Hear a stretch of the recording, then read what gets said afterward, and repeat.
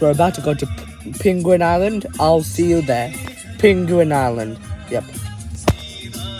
We're here at Penguin Island.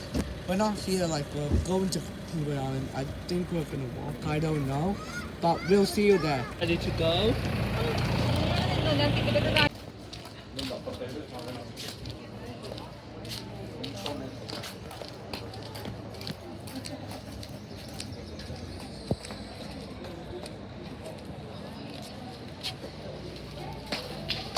Excited? Hey, that's Steps. Are you excited? Yes, and what to do,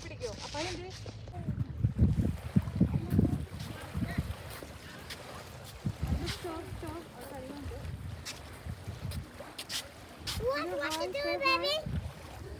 Hi, Vara. Hello, Ameruda. Hi, Vara. Just in this area, so we gotta be careful. So we're walking here, not here. Everyone's there. That's the island there. I think that's the Penguin Island. I really don't know. Everyone's waiting for the boat here. Also us. We'll see you when we get in the boat. Let me see. About to get on the boat. We're going in the boat to Penguin Island. Or we might see the things and then go to Penguin Island. It's so deep.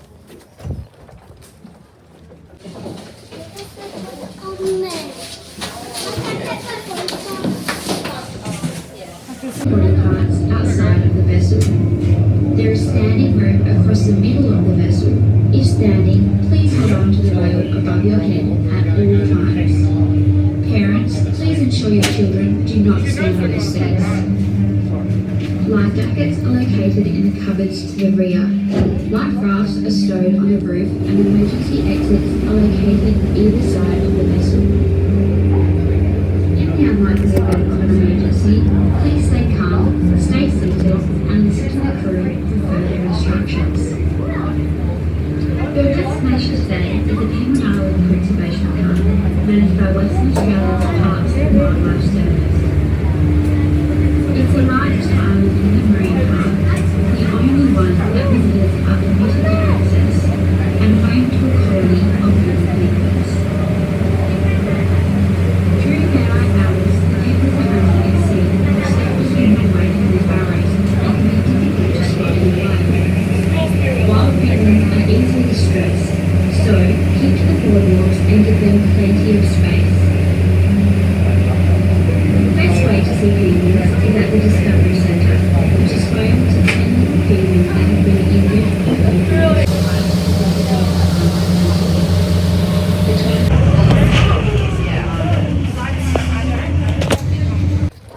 Guys, we got out of the bridge.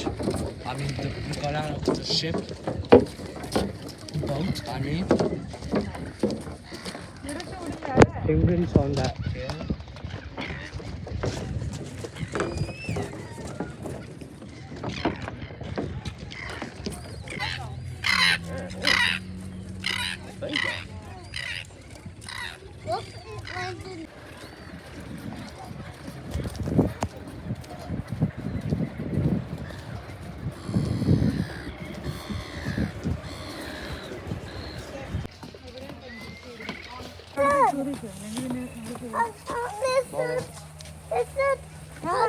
It's a lizard.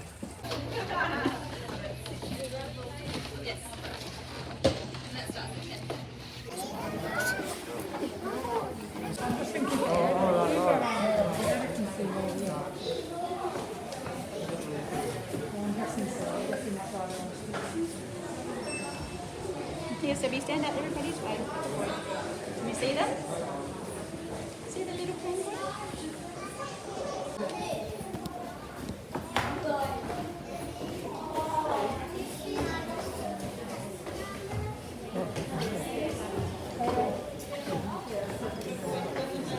They are so cute.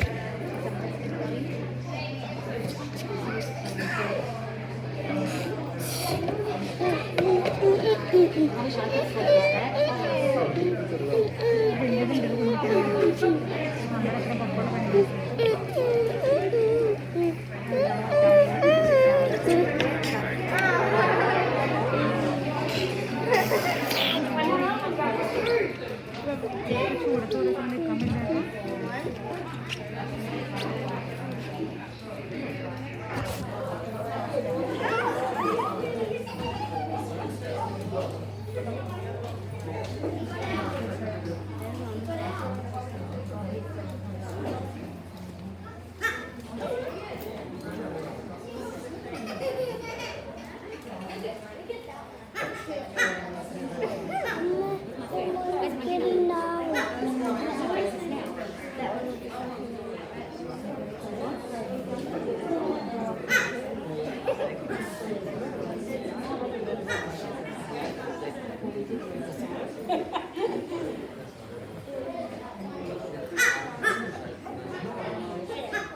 Look, can I catch him? No, you can't. Look, can I catch him? I know to feed him.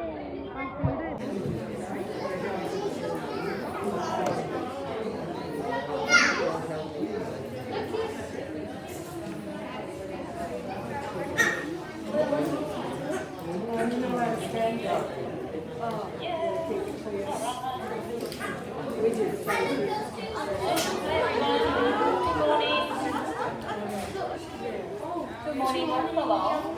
Welcome to the Penguin Experience. My name is Jasmine, and this morning I will introduce you to our resident penguins. Just a few things before I do get started. It is very warm in here, I'm aware, and wearing masks for you guys is very uncomfortable, so I won't talk for too long. That way you can go and get some fresh air. What you have is an all-day entry ticket, so you can come back in and out as many times as you like in between the feeding sessions and you can stay in here. But our little tin shed without the air conditioning does get quite warm, so I'll keep it short. No flash when you're taking photos. We ask that you just stay nice and quiet in here. The quieter the better for the penguins. And if you are around the outside of the rail, you just get your arms and legs on the outside of the rail, just because the penguins do make their way in and out of their nest boxes around the outside, and if you have your arms over the top, it can be a bit frightening. Alrighty, so the penguins that we have in here, very noisy penguins this morning. The penguins that we have in here are all rescued birds. They've either been injured or orphaned or abandoned and deemed unsuitable to go back out into the wild. So we get asked quite a lot about why they're in Ireland, because as you may have already found out, or you will find out, they're really hard to spot when you walk around. Has anyone been here since 9 o'clock and been for a bit of a walk around already? Anyone? A few people came at 9. Have you guys been for a walk and spotted any penguins at all? A couple people have? Yeah. This is probably the best time of year to actually see wild penguins. For the most part, they're out in the ocean. They spend 80% of their life out at sea. They leave land in the morning, they'll head out to sea, they'll be out there all day long swimming and fishing, and then in the evening when the sun goes down, that's when they tend to make their way back onto land. But at this time of the year, it's actually molting season. December through to February is when little penguins come onto land and change their feathers. So your chance of seeing them does increase quite a lot at this time of year. For a penguin, it's the most stressful time of year. It's the hardest time of year. So this little penguin that I've got up here at the bucket, her name is Splash, and she is just about finished molting. As you can see, she's just got a few of her final little feathers that fall out on her back. They're obviously the ones that she can't turn around and preen out herself, so she's got a few left over. Nearly done, and she's pretty much waterproof. Pretty much waterproof. What happens is their feathers are a bit like a wetsuit for them. They keep them insulated, they keep them waterproof. They're out there in the ocean for so much of their life, and they really rely on a good coat of feathers. Their feathers only last for 12 months though, and then they're worn out and they're no longer waterproof, so they have to replace them. And these guys do it all in one hit. It takes a little penguin from start to finish about 3 weeks to replace every single feather on their entire body. They don't go swimming for that entire time, which means no food for 3 weeks while they're stuck on land molting. So just before they start their molt, they will go out to sea and completely gorge themselves. They'll go on a massive vacation trip and eat as much as they can to build up extra body fat.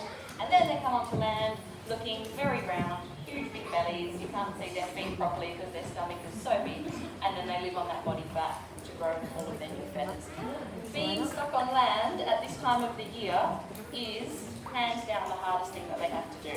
No food, hot days, we've got a heat wave of 140-degree days, they're stuck on land, and extra people because it's Christmas, school holidays, we get loads of people over here at this time of the year. So hard work for them, and what we just ask you to do is realise that that's what they're going through. So if you do spot one out there in the wild today, it's trying to stay hidden, it's trying to stay cool, and trying to conserve energy. So don't get too close, keep a safe distance, stay really still and quiet, and come and let us know if you see one, because we like to keep a really close eye on them at this time of the year and just making after their feathers, having a little bit of a bath in the pool, giving their feathers a bit of a clean, because they keep them for over 12 months. They need to make sure they're kept in really good condition, so they'll do this.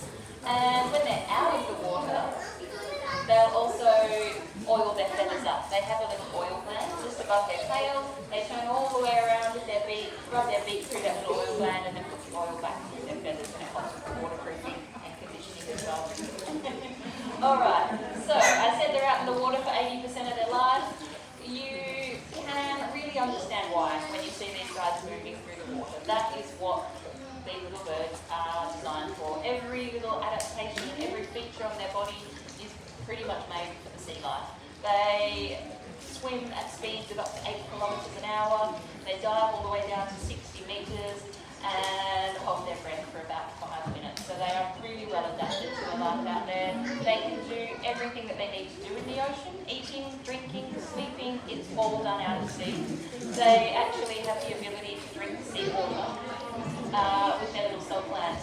Their salt glands are basically like a desalination plant for them. So the salt water gets filtered through, and what you actually hear are little sneezing sounds, and that's them clearing out the salt through their little nares, which are nostrils on top of their beak, which is very, very cool. So they don't just come and find fresh water every day. Fish is, of course, their main food source, small little squid, bait fish, plenty of that out there for them, and they also sleep out at sea. They have very buoyant bodies, and they'll float on top of the ocean surface and sleep for about 2 or 3 minutes every hour throughout the day. They're what we call polyphasic, and polyphasic pretty much means many phases. They sleep in many phases throughout the day and the night. So everything is done out there in the ocean.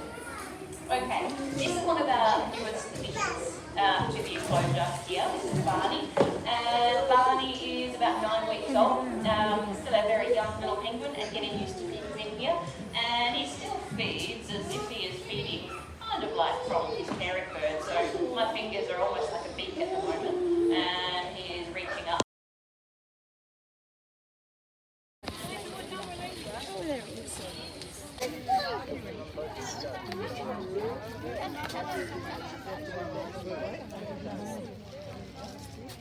Stand here. Stand here. Allu. They're not real. Hello, Darren. Hello. But I was checking. This is not real.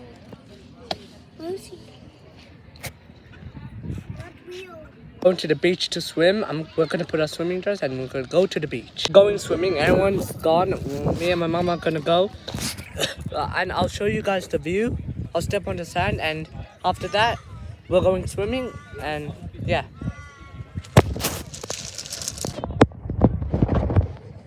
Everyone's swimming. Yeah, okay. Subscribe to Minno's Kitchen. So I'm not gonna show you the view, but we're going swimming, and don't forget to subscribe to Minno's Kitchen. Finished swimming. So we're gonna go. We might go for a walk to see the other penguins, or we might go to eat breakfast. I don't know. We don't know. We don't know yet, but not breakfast. Dinner. I mean dinner. Dinner. Yeah, we might go to eat dinner, or we might walk to see the penguins. I don't know where, but we don't know where. But I'll see you wherever. Guys, we're actually going to the boat, and then we're gonna eat dinner there. I think. I don't know.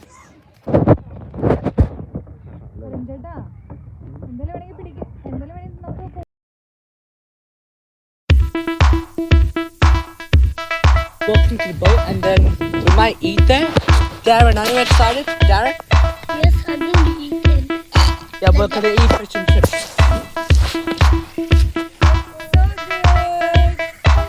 I like penguin so good. I like banana so good. Darren, look over here. Side.